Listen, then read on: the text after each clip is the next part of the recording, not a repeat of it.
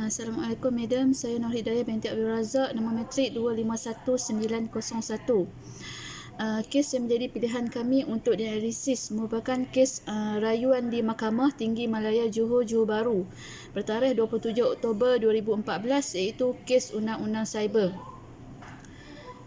Kes melibatkan perayu Ahmad Abdul Jalil yang telah didakwa pada 8 November 2012 atas pertuduhan di bawah Seksyen 233-1-A Akta Komunikasi dan Multimedia 1998. Perayu telah disabitkan dengan dua pertuduhan kerana memuat naik komunikasi jelek menggunakan Facebook yang didaftarkan di atas nama Zul Yahya. Bagaimanapun, satu kes digugurkan kerana pihak pendakwa raya gagal membuktikan keraguan yang munasabah. Pihak pendakwa raya telah menampilkan 30 orang saksi bagi memberi keterangan bersumpah dan kes telah berlangsung selama hampir 1 tahun. Hakim Mahkamah Seksyen Jenayah 2 Johor Baru Johor telah mensabitkan perayu dengan kesalahan di bawah Seksyen 233-1-A. Pada 23 Oktober 2013, perayu dijatuhi hukuman denda RM20,000 atau 6 bulan penjara jika gagal menjelaskan denda yang telah dikenakan, seperti mana yang telah diperuntukkan di bawah Seksyen 233-3 Akta Komunikasi dan Multimedia 1998. Di atas rasa ketidakpuasan hati perayu terhadap sabitan yang dikenakan terhadapnya, pada 20 Disember 2013, perayu melalui peguam belanya telah memfailkan rayuan bagi mengenepikan perintah sabitan dan hukuman yang telah dikenakan ke atasnya dengan mengemukakan petisyen yang mempunyai 28 alasan. Kes rayuan telah berlangsung sehingga 27 Oktober 2014. Mahkamah mendapati alasan dikemukakan perayu adalah tidak munasabah dengan mengambil kira pelbagai bukti yang dijumpai mensabitkan perayu dengan kesalahan tersebut. Hakim Mahkamah Rayuan telah menolak rayuan perayu untuk mengenepikan perintah sabitan dan hukuman asal yang telah dikenakan terhadapnya. Mahkamah berpuas hati tiada apa-apa kekhilafan fakta dan undang-undang yang telah mencacatkan keputusan penghakiman terdahulu. Hukuman denda RM20,000 dan 6 bulan penjara jika gagal bayar denda adalah dikekalkan. Assalamualaikum Madam, nama saya Syarul Farha binti Zulkifli, nombor matrik 257704. Saya akan membentangkan mengenai isu yang berkaitan dengan Undang-Undang Komunikasi. Yang pertama adalah Akta Rahsia Rasmi 1972. Akta ini dikaitkan dengan penulis, pengamal media, wartawan serta pembaca berita untuk melindungi dan memelihara rahsia-rahsia sulit negara daripada diceroboh dan disebarkan kepada umum. Sebagai contoh, kes pengurusan Air Selangor Sdn Bhd versus Puncak Niaga Holding Berhad. Yang kedua adalah Akta Mesin Cetak dan Penerbitan 1948. Akta ini untuk mengawal selia penggunaan mesin cetak dan percetakan, pengimportan, penghasilan semula, penerbitan dan pengedaran hasil penerbitan untuk melindungi hasil karya orang lain seperti buku dan filem untuk mengelak daripada berlakunya plagiat. Sebagai contoh, filem Parasite yang dikatakan mempunyai jalan cerita yang seakan sama dengan filem lain. Akta yang ketiga ialah Akta Komunikasi dan Multimedia 1988. Isu yang sering muncul untuk akta ini adalah isu seperti penyebaran berita palsu, meninggalkan komen-komen yang negatif dan jelek serta penyalahgunaan media sosial. Hal ini kerana berita yang dibaca oleh masyarakat di media sosial tidak dapat dikenal pasti sama ada sahih atau tidak. Sebagai contoh, isu jangkitan coronavirus di laman Facebook. Assalamualaikum, nama saya Zirawati binti Jaafar, nombor matrik 258094. Kumpulan kami memilih kes Ahmad Abdul Jalil lawan pendakwa raya. Dalam kes ini, perayu telah memuat naik satu komen jelek terhadap Sultan Johor, iaitu kulitnya putih seperti kulit babi. Perayu menafikan kesalahan dia tu.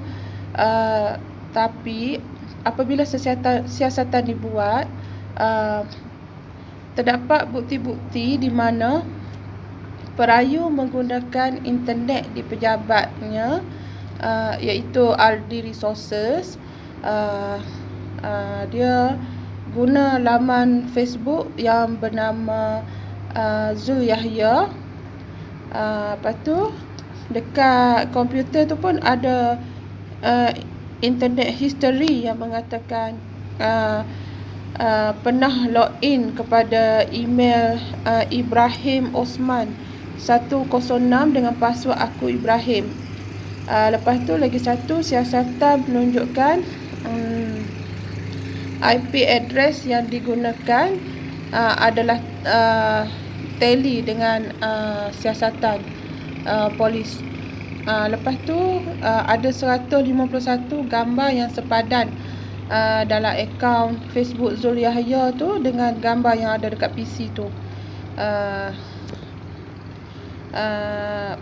Perayu telah melakukan kesalahan di bawah Seksyen 233-1-A, iaitu menjadi satu kesalahan bagi mana-mana individu yang membuat, mewujudkan atau meminta dan memulakan penghantaran palsu atau memulakan sesuatu komunikasi dengan apa-apa aplikasi.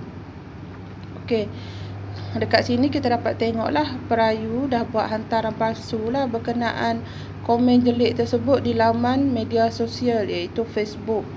Okey, jika sabit kesalahan, perayu boleh dikenakan tindakan hukuman bayaran tidak melebihi RM50,000 atau dipenjarakan selama tempoh tidak melebihi 1 tahun atau kedua-duanya sekali jika gagal membayar.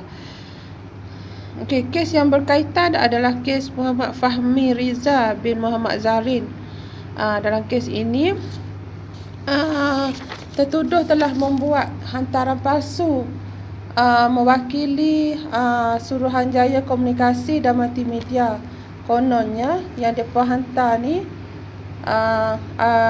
ada berlatar belakangkan gambar mantan Perdana Menteri yang diedit jadi gambar badut.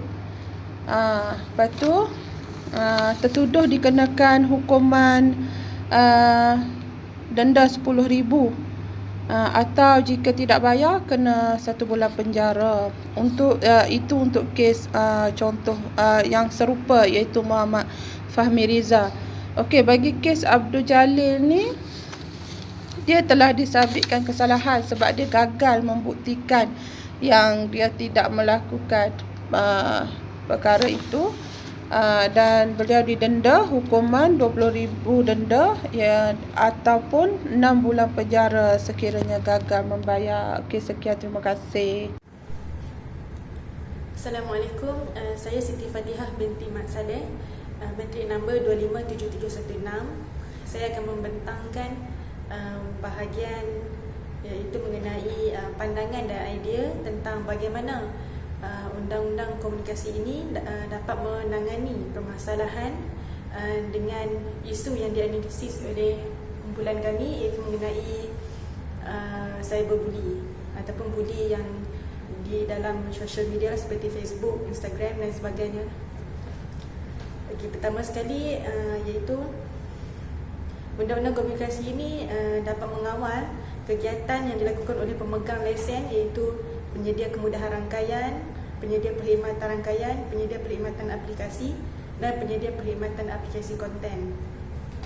Undang-undang komunikasi mensyaratkan pemegang lesen ini untuk menggunakan usaha terbaik bagi mengelakkan kemudahan rangkaian atau perkhidmatan rangkaian digunakan dengan melakukan kesalahan di bawah Undang-Undang Malaysia. Yang kedua, undang-undang komunikasi ini dapat menangani masalah dengan adanya Seksyen 233, iaitu untuk mengadili penjeraian penayaan cyber dengan mengenakan denda tidak melebihi RM50,000 dan atau penjara tidak melebihi 1 tahun atau keduanya sekali. Yang poin ketiga ialah kerajaan Malaysia juga menubuhkan Cyber Security Malaysia, agensi pakar keselamatan cyber nasional di bawah Kementerian Sains, Teknologi dan Inovasi (MOSTI), yang sebelumnya dikenali sebagai Pusat Keselamatan dan Kecemasan ICT Nasional. Okey, sebagai tindak balas terhadap insiden keselamatan komputer, cyber security ini mewujudkan pasukan respons kecemasan komputer Malaysia, iaitu MyCERT, sebagai sebahagian daripada tawaran perkhidmatan mereka. Selain itu, Undang-Undang Cyber Malaysia terdiri daripada Akta Komunikasi dan Multimedia, Akta Jenayah, Akta Tanda Tangan, Akta Tanda Tangan Digital, Akta Telemedik, Akta Kegiatan Kerajaan Elektronik dan Akta Hak Cipta 1997. Kerajaan Malaysia juga telah menetapkan Undang-Undang Cyber untuk mengadili, mengurangi kejahatan cyber dan meningkatkan tingkatan keberhasilan penuntutan penjenayah cyber. Sekian, terima kasih. Kesimpulan yang didapati daripada analisis kami adalah kepesatan teknologi maklumat yang telah berkembang pesat sememangnya telah memudahkan proses kehidupan manusia dengan memberi kemudahan serta kemajuan. Namun di sebalik kemudahan yang dikecapi, terdapat banyak risiko yang tidak boleh dipandang ringan. Menurut Cyber Security Malaysia, peningkatan kadar jenayah cyber merupakan fenomena biasa disebabkan perkembangan mendadak pengguna internet setiap tahun.